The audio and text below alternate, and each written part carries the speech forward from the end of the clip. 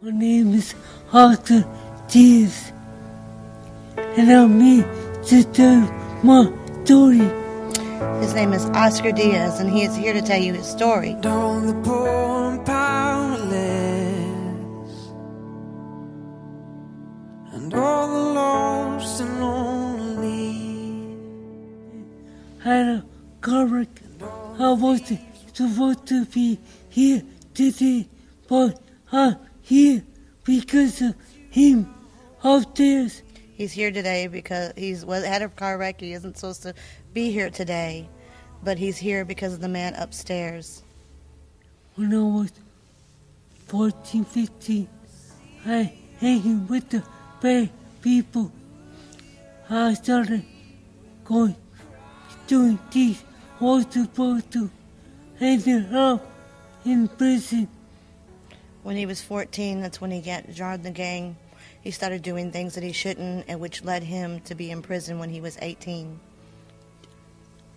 I did 4 years inside. He did 4 years inside prison. But when I got out of prison, I was aware of good and bad. When he got out of prison, he realized what good and bad. And I read the Bible inside there twice. He read the Bible inside the prison twice. From page to the last page. From the front page to the last page. Twice. Twice. But it still didn't help me. But it still didn't help him. Because I was set in my ways. Because he was set in his ways. I would not enter the Lord's house because I was not worthy enough to enter. I would not enter the Lord's house because I was not worthy enough to enter His house, so I didn't go. It was his house, so I didn't go. When he got out of prison, I went up there to visit. I had already moved down here with my 3 children. And when I got up there, we talked, and he said, I want to be with you. And I said, I want you, if you're going to come with me, you're going to work. You're not going to run around and drink and leave me sitting at home and me take care of you. I need you to be there for us because it's not just me. I have 3 children. So he drove a little girl's Huffy bike from Ridgely to Diasburg. And he went to McDonald's. No brakes. With no brakes. And we came here. And I came here for the first time. I was invited, and I loved it. I just knew this was my place. And I went home. I said, you got to come to this church with me. And he's like, I don't know. I said, just please, one time. He came one time, and that was it. After I came down here, I felt like I wasn't enough to walk into the door. When he got of here, this church. he felt like he wasn't good enough to walk in the front door of a church. Plus, I had to work a lot. And plus, he had to work a lot. I did a lot of kids and work. I was on my way home one night in May. He was on his way home from work one night in May. And I called Doctor at the phone at 8:03. And he called and talked to me on the phone at 8:03. I don't remember nothing after that. He don't remember nothing after that. Hey, see, Tony, my car wreck happened. At 8:20, his car wreck happened. So I got home and I pulled up. My daughter and her boyfriend were out there, and I said, where's Daddy? She said, Mommy's not here yet. So I began to call. He wouldn't answer. And I called, and she said, Mama, take me to get me something to eat. She wanted to go to Sonic. At that time, my phone went off Facebook. And it was his friend that inboxed me and said, this is Brantley, one of Oscar's friends at work. Oscar's been in a really bad car wreck. I dropped the phone and I said, we gotta go. Your daddy's been in a car wreck. And we left. And I remember running everywhere because I knew that I couldn't drive. I fell to my knees and I just began to pray right at that moment, God, please Please don't take him. Please let him be okay. And I just remember laying my head against the window and just praying, God, please no. I need you. He needs you right now, please. Don't let this happen. And that's when the state trooper called and said, you need to go to the med because he's being airlifted.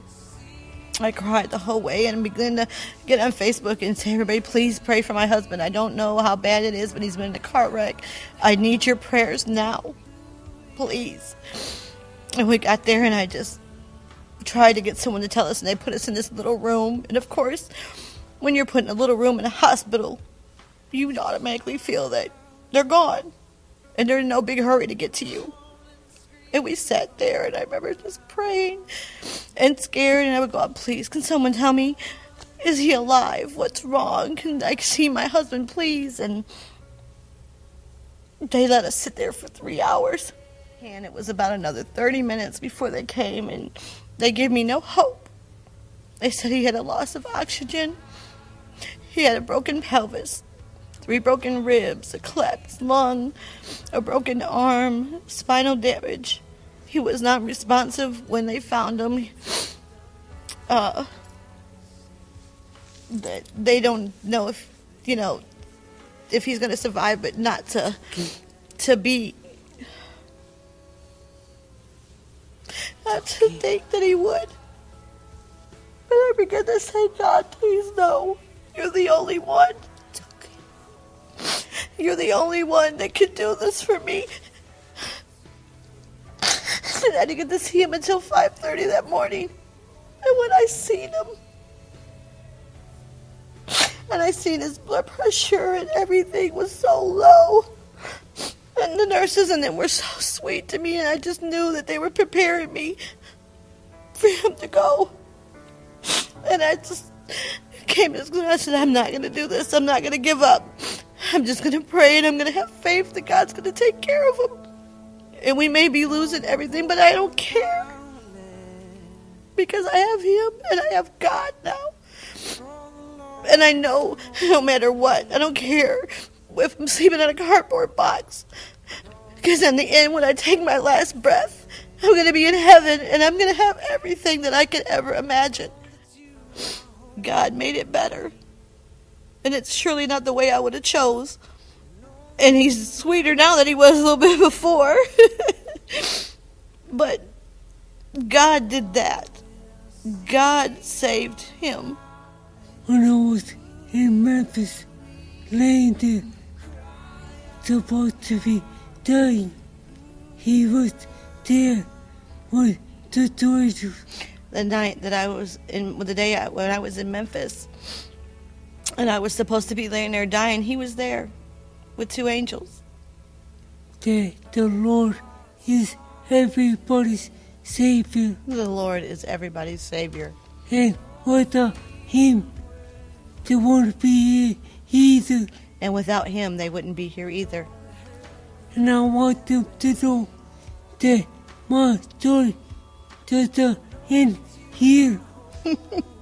And my story does not end here. He got something store for me in the future.